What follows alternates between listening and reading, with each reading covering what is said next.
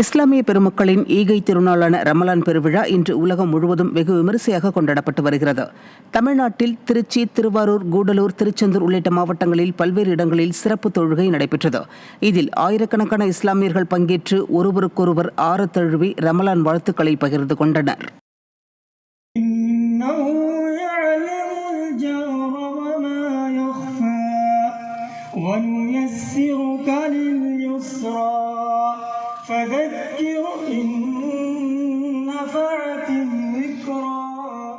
தமிழகத்தில் ரம்ஜான் பண்டிகை களை கட்டியுள்ள நிலையில் மாநிலம் முழுவதும் சிறப்பு தொழுகையில் ஈடுபட்டு வரும் இஸ்லாமியர்கள் ஒருவருக்கொருவர் ஆற தழுவி அன்பை பகிர்ந்து கொண்டனர். இஸ்லாமியர்களின் 5 கடமைகளில் ரமலான் நோன்பு தனிச்சிறப்பு பெற்றுள்ள நிலையில் 30 நாட்கள் நோன்பை கடைபிடித்து பிறை அறிவிப்பை தொடர்ந்து திங்கட்கிழமையில் ரம்ஜான் பண்டிகையை உற்சாகமாக கொண்டாடி வருகிறார்கள். தஞ்சை, திருப்பூர், ராமநாதபுரம், திருவண்ணாமலை உள்பட மாநிலம் முழுவதும் பள்ளி வாசல்களில் நடைபெற்று வரும் சிறப்பு தொழுகையில் புத்தாடை அணிந்து இஸ்லாமியர்கள் பங்கேற்று அன்பை பகிர்ந்து கொள்கின்றனர். எளிய மக்களுக்கு உணவுப் பொருட்கள், புத்தாடைகள் வழங்கியும் நேசத்தை வெளிப்படுத்தினர்.